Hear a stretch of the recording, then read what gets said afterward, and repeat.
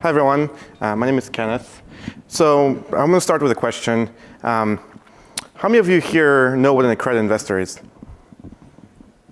So about maybe 5%. How many of you here are accredited investors? About the same amount. So everybody who is knows what it is, everybody else doesn't. All right, so I'll get back to that in a second. But to introduce myself, my name is Kenneth. I'm Chief Strategy Officer at Republic. I'm also a partner at Oyster Ventures.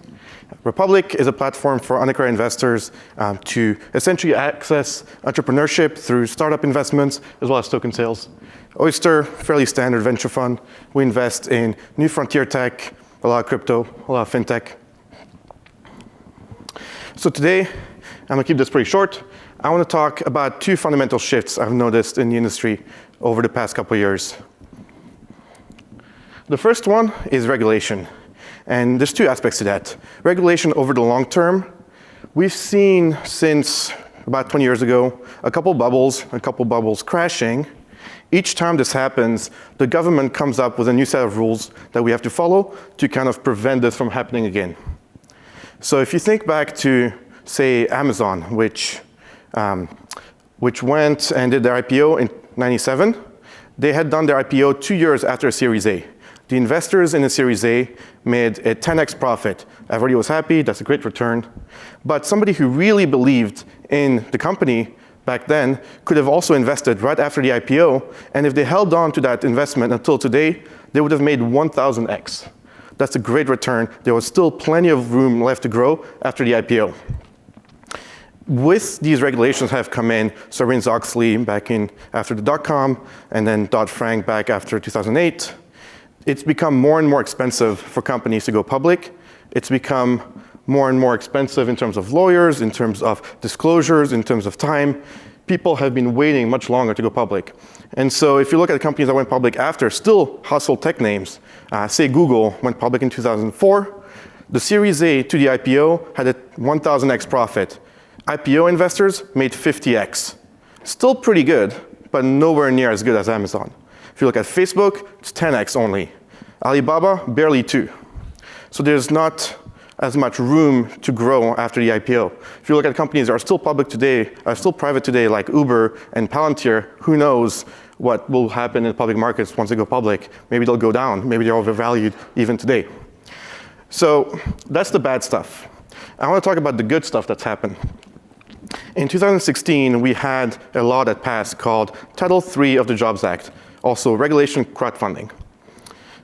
Back at the beginning, I mentioned accredited investor. An accredited investor is somebody who has $1 million in assets, except for their primary residence. And that's just about 3% of the population in the US. So most people do not belong in that category. Only those people have access to private market investments like startup stock. So what crowdfunding does, Title III crowdfunding, it allows for a portal to facilitate sales of private securities to unaccredited investors. There's a few rules around how we can do this, restrictions around how much people can invest, what disclosures needs to happen. But within that framework, unaccredited investors can have the same access to startup securities as professional investors. Somebody who really believed in a company in the early days can get in at the same company, at the same stage, and make the same 1000x profit that a venture investor can. The other shift I want to talk about is crypto. We've heard a bunch about crypto and how it's going to revolutionize everything, transform everything, replace the financial markets, replace money. That's great. I believe in that to some extent, but that's not really what I want to talk about today. I want to talk about two practical aspects today. The first one is ICO funding. So ICOs, or token sales, have basically come out last year and really started to disrupt the VC model. In the blockchain industry, they've completely overtaken venture as a funding model. The other aspect is the liquidity and the transparency that comes with holding tokens. When you invest in an ICO, or when you hold a token, it's an asset you can hold, you can transfer to somebody, and there's very few middlemen that get in the way of that. And that changes everything. The reason it does is because Right now, an angel investment, if I go and invest in the first round for Airbnb, I cannot sell that investment for an average of over 7 years. I have very difficult time being able to transfer it. Until it goes to an IPO, I don't get liquidity, or until the company gets acquired. With a token, on the other hand, I can certainly transfer it to somebody for free immediately, or I can wait until it lists on an exchange, which typically happens in the order of months, not years. So that means that the class of people who, even if they had the right to invest in a company, did not have the commitment to keep that money locked up for 7 years, can, with crypto, now have access to this new market, this new engine of wealth creation. So that brings me, with these two kind of shifts, to my vision, to what we're building at Republic. Since we launched about 2 years ago, enabled by the Jobs Act, we started bringing startup opportunities to everybody. And last year we launched Republic Crypto, which brings crypto opportunities to everybody, and also which brings the liquidity and the transferability of crypto to startup investments, even in non-crypto categories. So this is it. Republic is a future where everybody can invest in entrepreneurship, where everybody can support the companies they really believe in, and where everybody can sell, trade, buy these things after they invest in them, but before the IPO. So I'm going to finish with a couple examples. First example I like to think of is, we're based in New York, and everybody loves the iconic buildings, the iconic things around them, the businesses. Imagine if they could go to a platform and buy a piece of the Empire State Building. And then, after they do that, they could maybe 6 months later sell that to go buy a house or something. And if I had said this a couple years ago even, this would have been completely unthinkable. Today, we have all the pieces, from regulation to technology, to make this possible. And I would have used the Salesforce Tower if I could find a pretty picture of it, but I couldn't, so Empire State. The last example I want to finish with is, a lot of us probably took Uber or Lyft to get here. Imagine if Lyft had let their drivers, for the first couple of years, invest in the company, even $10 or $100. That changes the dynamic from being a contractor who doesn't care about his job that much to being a real owner or an investor. There's no way those drivers would ever drive for Uber if they invest in Lyft, even if Uber gives them like $1 more per hour. And I'm sure that the experience of driving or of riding as a result would be a much better experience. And that was my last example, but I actually enjoyed watching the last talk, and Ben mentioned a company called Farm From a Box, which also raised on Republic when we launched 2 years ago. So it's great to see that. That's all I want to share today. I have, I'm sure, a lot more time for questions if anybody has any. Loads of time. Any questions from the audience? So yeah. So how does a company get on your platform? So a company gets on the platform usually by getting referred to us. We also have open applications.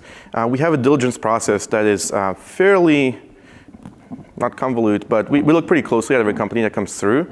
It goes through various different stages, an external team of analysts that look at all the aspects of the company, at the market, at the founder's background. We do criminal checks. We've had quite a few founders that have failed those checks. But after that process... Okay, we got some extra time here. So tell me a funny story about a founder failing a criminal check.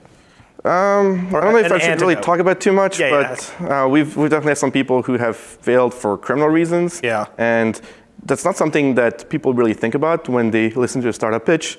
People have these crazy ideas, but especially in crypto, a lot of them also have crazy backgrounds. Interesting. It's good to know that you guys are sorting that out. I guess that's not an aspect I've thought about when I've looked at these different platforms. So who are your main competitors? Our main competitors. So we see ourselves as pretty unique in the marketplace. That's a generic answer, but there's a few platforms. How do other people? No, just kidding. There's a few platforms that do regulation crowdfunding. Yeah. Seed Invest, Seed as an investment example, comes to mind. Next Seed. They focus on different verticals. We really have this crypto element, and the way we're essentially tokenizing the whole platform so that our investors hold crypto assets is something unique to us. Okay, that was going to be my follow-up question. What's unique about you? Excellent. Okay. Question? Oh, question from the audience. More like about your distribution channel, the number of investors you have on your platform. Sure. So the question was about distribution channels and how many investors we have on the platform. We have about 70,000 investors on the platform, most of them retail investors from all around the world and all around the United States. So it's not just New York and San Francisco people, and they come from a wide variety of backgrounds. So, I mean, can you give, like, say, you vet a project, can you give in confidence, like, a range about how much they can fundraise once they pass through the vetting? Sure. So the maximum they can fundraise is limited by regulation. Currently, it's 1.07 million. Started at 1 and then got a little bit of inflation. We think that's going to increase in the next year or so. There's some bill in Congress that will change that. In the meantime, it's up to 1 million. The average campaign will do about 200,000 or so on the startup side, and on the token sales side, they'll typically do a larger token sale and involve us simply for the unaccredited portion, and then they'll do the whole 1 million. Can you talk about the fees a little bit? The fees are 6 plus 2, 6% of the cash raise and 2% of the securities sold. So we hold a little bit of those securities and then have a fund that pools those securities. Any other questions before we let Kenneth go? Yeah, one more question here. Marcus from Texas. Texas. Thank If you we for have coming a from Texas. yeah, thank you, thank you. Come on down. We'll talk offline. Assuming I have a startup that's qualified, and we want to do the full boat, all of your services. About how long is the wait list and the vetting process, and how long does it take to start, and then how long does it take to finish? Sure. So all in all, it takes about a month to set up. Some of that is diligence, our diligence process, which takes a few weeks, and some of it is the preparation on the legal end. So there's a couple of regulatory filings that need to happen, and preparing the campaign. This is kind of a crowdfunding campaign, so typically there's a video, there's a website, you prepare, and then you launch it. Once it's launched, it takes about a few weeks of staying open on the platform. Typically, for a successful campaign, most of it happens in the first days, and oftentimes in the last few days before it ends.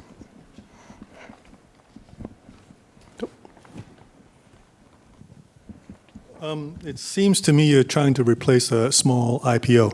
And IPOs cost about 8% plus legal fees. So if somebody came to you and raised $1 million, what's the cost besides the 8% to you? There's legal costs probably. There's probably some marketing cost and all those things.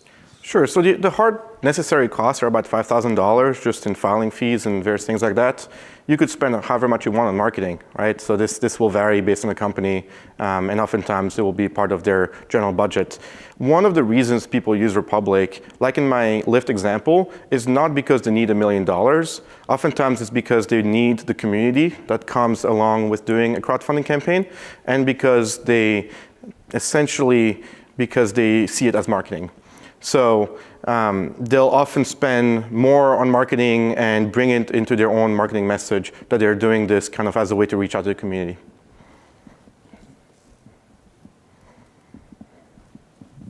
Can you expand a little bit on that? Like, who's a real good use case for you guys' platform, and who's not? Right. So yeah, like I think something that resonates to the retail investor is a better use case, of course, because that's who our investors are. Something that can benefit from having a large community of really loyal backers will also benefit more than something that doesn't really need that. One of the campaigns that did raise on Republic, a good example of that is Roomy. Roomy is a company based out in New York that helps people find roommates. And they did a $11 million Series A. Okay. At the same time as they raised on Republic, they did a campaign for like $350,000 on Republic. And the reason for that was not because they needed another $350K on top of 11 million. It was because they wanted to create these loyal backers. people that bought into their. Okay, that's interesting.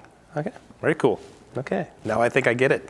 Okay, is anybody else just getting it? No, just kidding. I'm sure everyone else has already got it. So is there any other questions before I let Ken go? Oh, and there we go. We sparked some more questions. I want to ask Well, hold up one second. I'll just run that mic up for you real quick. What type of effects that, Republic platforms like this will bring to this crypto crazy ICO crowdfunding place industry? Because Sure. we see people 25, 23 years old raising 80 million under Reg A or Reg A plus. I think one of the things we hope to bring to the crypto industry is credibility. Our diligence process is far deeper than what pretty much anybody in the industry does.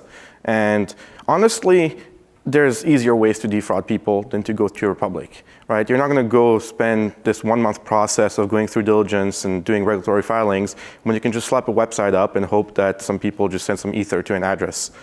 So I think having the stamp of approval of being on Republic is one of the things we bring to crypto. Why wouldn't they just go to CoinList? CoinList is for accredited investors. We are for unaccredited investors. So 97% of Americans cannot invest on CoinList. It's illegal, right? With us, everybody can invest. Excellent. Any other questions? Big round of applause. Thank you. Good.